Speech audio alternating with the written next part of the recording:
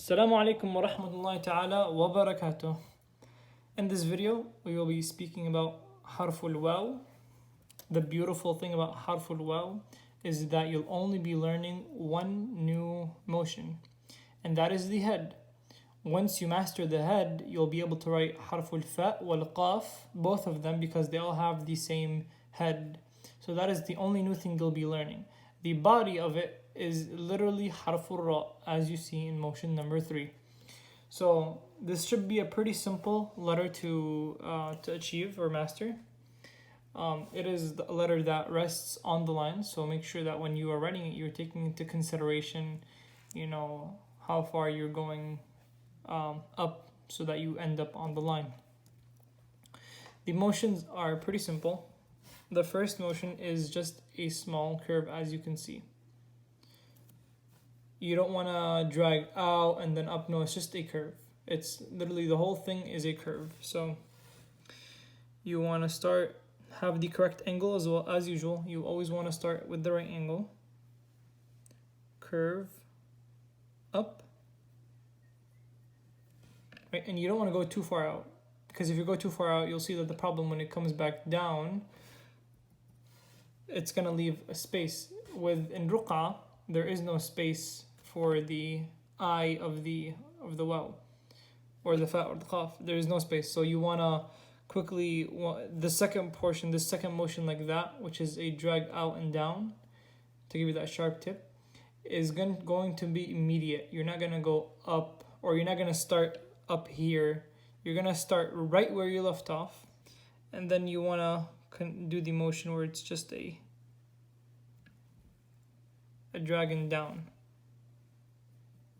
And you can see how the issue arose when I went too far up. You notice that this head of the waw is like super elongated versus this one that looks very nice and like egg-like shape. This looks a little longer of an egg. So this is something you don't want, but it happens, so it's not the end of the world. The body, you want to start where the tip is left off. So right where you see over here is where I want to begin. Just like harful ra, you go a little bit, have the right angle, go a little bit down and then out. And the other portion is colored in.